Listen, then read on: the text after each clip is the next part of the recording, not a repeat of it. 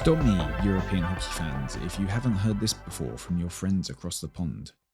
Oh my god, those jerseys are so ugly. Lol. Look at all those sponsors. How can you watch hockey with all those sponsors over the ice? If you use social media, you'll have heard these sorts of comments before. It feels like since North Americans have become more exposed to the European game through social media and the constant churn of hockey prospect news, Americans have cultivated an opinion that European hockey is trash. It's soft, and it's absolutely destroyed by sponsorship. It's an ironic statement from the home of capitalism, and one driven by the lingering devotion to dinosaurs like Don Cherry.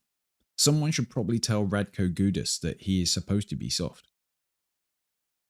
There seems to be a disconnect with NHL fans regarding the finances associated with running a professional ice hockey team in Europe. For starts, even in the biggest European leagues, the SHLs, National Leagues, SM Ligas, DELs, and Extra Ligas struggle to generate anything like the kind of TV deals the NHL benefits from.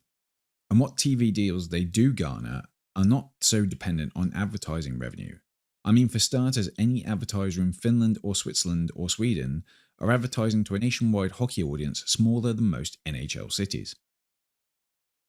The corporatization of sports broadcasting is very much a North American phenomenon targeting a much larger populace and broader demographics, and that revenue drips down into the running costs of North American organizations. Editing Richard here, I don't think I was making a very clear point. It's not that European hockey doesn't benefit from TV advertisers, but because TV audiences are generally smaller, advertisers have to find alternate places to put their adverts, such as on the ice and on jerseys. By contrast, the revenue taken from advertising in Europe is minuscule, but the cost of putting a team on the ice, aside from lower salaries, is, pound for pound, not reduced. Outside of the major European leagues, hockey has almost no broadcast media financing aside from individual team streaming services, or in the case of the Liga Magnus or Tibet League in Latvia, who show games through niche services such as Fanseat. And all of this has to take into account that the NHL still takes a huge chunk of the hockey TV viewing market in Europe. Hockey is very much a bums and seats, in-arena atmosphere-driven sport in Europe that European hockey coverage, by dint of the quality of broadcasting, doesn't tend to convey. Hockey outside of the biggest European leagues tends to be marketed as a niche entertainment sport akin to basketball and speedway without the heritage, culture and tradition of, say, hockey in Canada or football throughout Europe.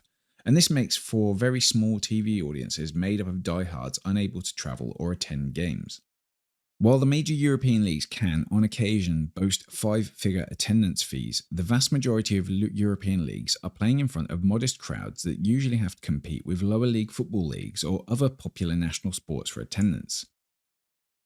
And in general, football teams have considerably less overheads than a hockey team, although salaries at even semi-professional tiers in Europe are starting to cause issues for clubs at those levels.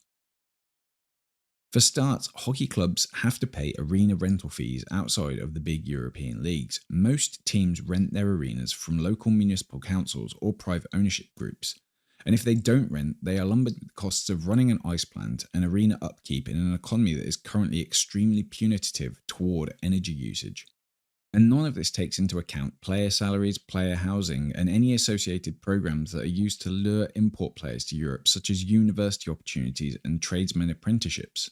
European sport does not work like franchised sports in North America. Sports clubs will often feature multiple community departments like a soccer department, a hockey department, handball department, etc. They will also run multiple junior teams in all these departments, and the departments making the most money, for instance the hockey or soccer departments, are used to subsidise the less successful departments, for instance the volleyball department, and all the junior clubs which generate next to zero revenue aside from membership fees.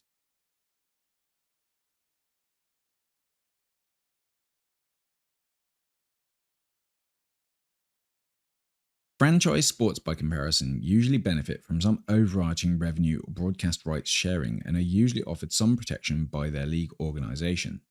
NHL teams are not governed by Hockey Canada or the American Hockey Association. They are franchises effectively leased by the league.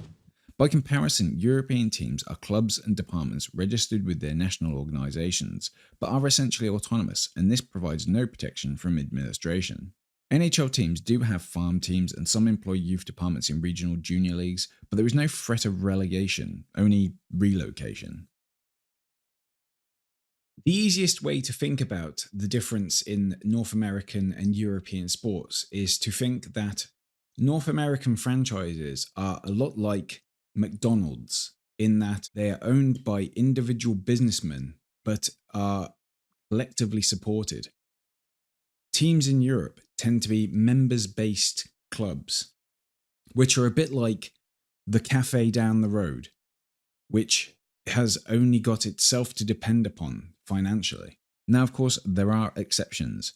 The British Elite League operates like the NHL in the way clubs are licensed members who are appraised by a board of directors. And like the NHL, the EIHL is a closed shop.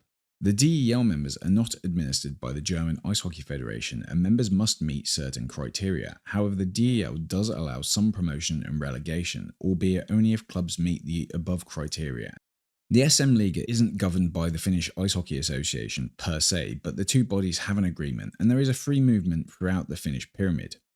While there are exceptions to the traditional European model throughout the continent, no league operates with the levels of revenue sharing and financial securities offered by the closed franchise systems deployed in North America.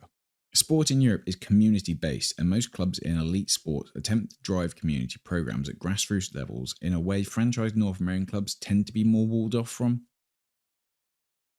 Meanwhile, costs of running events have to be offset by ticket sales, which in a volatile economy is not always guaranteed, and the aforementioned lack of large guaranteed TV right payments provide no parachute if attendances dip, and salaries still have to be paid, staff still have to be paid. Anyone who has followed British ice hockey long enough have seen a slew of teams go bust, and even in leagues like the DEL, financial crises have seen teams fail to meet membership criteria and lose their DEL license. In the minor European leagues, there is a constant churn of teams going bust, being phoenixed, and then going bust again. And this is without mentioning the risible fees received by European clubs who train and develop players who ultimately go on to play in the NHL. Teams receive less than €300,000 for nurturing world-class talents such as Rasmus Dahlin, which is a nonsense when compared to the sorts of fees being bandied around the football world for players in the 18 to 21 range. But if the NHL fans think they're getting away with it, they ought to look at their team's helmets and the little patches appearing on the jerseys. The NHL is already looking at options to increase income, with the league falling behind the other big North American sports in terms of viewership and with the league salary cap set to rise. Right now, the NHL Ice is relatively free of advertisement if you attend in person.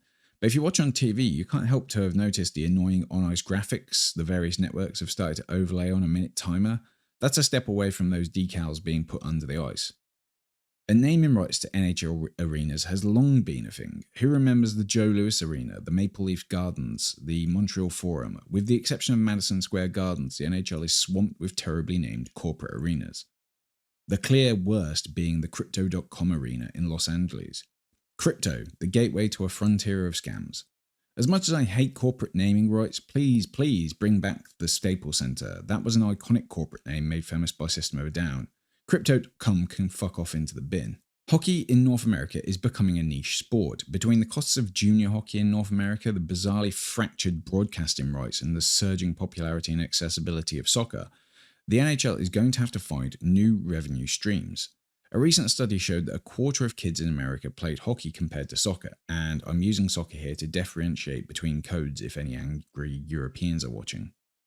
And I hate to break it to the Canadians watching as well, but American interest and participation is vital to the continued financial and cultural success of hockey long term. Soccer has a broad appeal because it's cheap and easy to take part in. This is a big thing for parents, and if your kids play, they'll almost certainly be interested in the sport from a fandom perspective.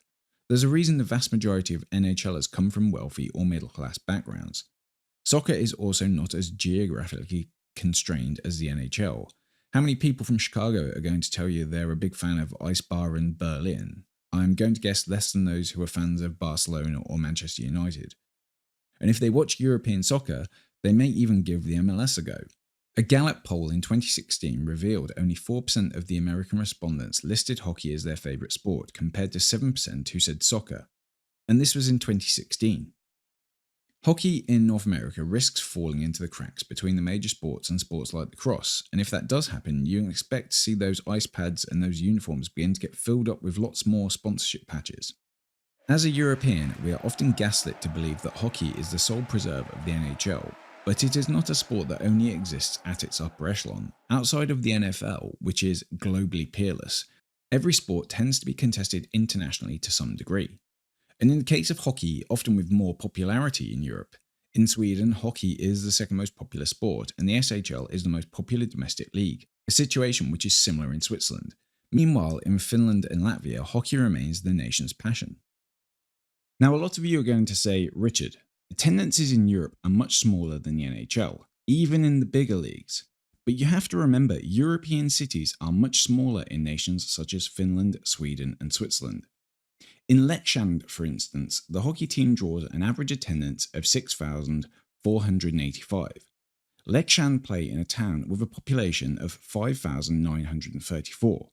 They actually average more than 100% their town's population. Obviously, that includes travelling fans and fans drawn from the wider municipality, but those are numbers teams in North America cannot match. In Switzerland, Fribourg-Gotteron, a team I have had the fortune of watching live, achieved 100% capacity in their 9,075 capacity BCF arena throughout last season. This accounts for around 23% of the town's population. With giant markets from which to draw even a small share, the NHL continues to generate revenue with the best players in the world, while in Europe, for teams to continue to exist in small European markets, they have to find funding. While it may look unseemly, I'm sure most fans would rather see their teams make it onto the ice rather than cease to exist. For a continent absolutely lousy with some of the ugliest corporate strip malls, it's just a matter of time before the NHL goes the same way. It may never be as overt as the sponsorship scene in Europe, but it will become a facet of North American hockey, eventually when you consider that it's happening in countries where hockey is, per capita, far more popular.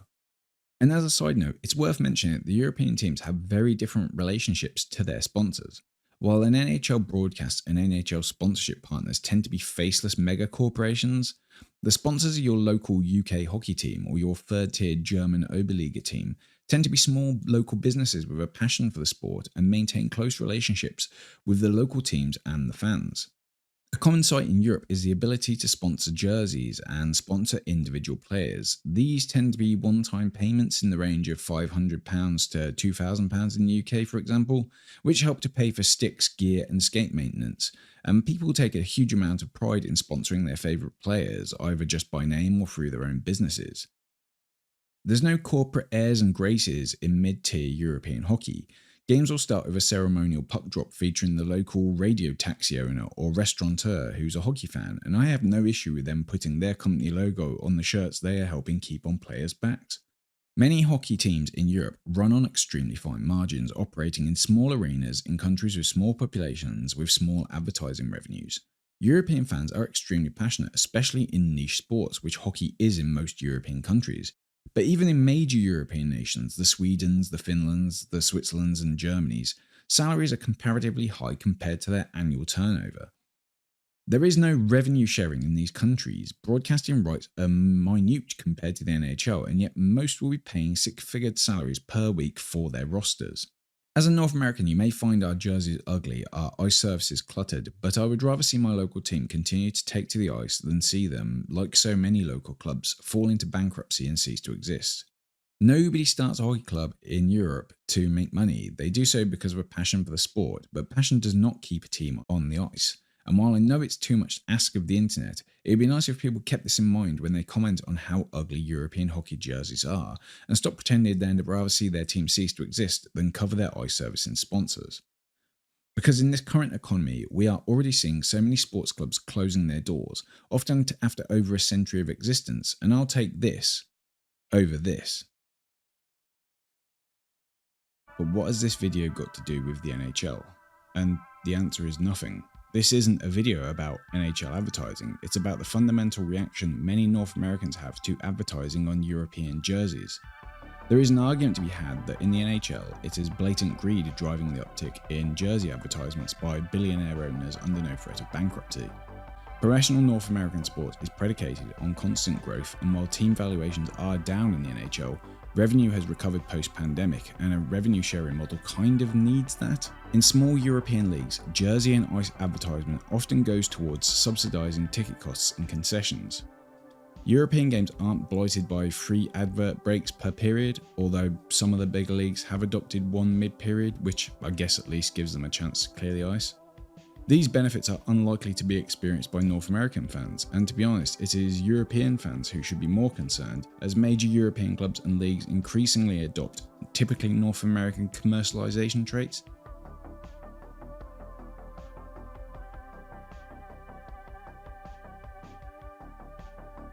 I hope you enjoyed the video. I want to say a big thank you to anyone who made it this far and made it past me bad-mouthing Canada's Lord and Saviour Don Cherry. I'm pretty sure that's where I would have lost most people. If you did enjoy, please like and subscribe, it really helps with visibility, and feel free to comment below about your feelings regarding advertisements on jerseys or your favourite ugly European jersey. I have to admit I'm a sucker for that Asiago one. It's something about the stars. The Lekshan jerseys are great too. Anyhow, if you think they're all trash, then that's fine as well. The point was we Europeans have no choice, and it looks like NHL fans won't either, but not for any existential reasons. Anyhow, thanks for watching, and until next time, I don't know how to finish that.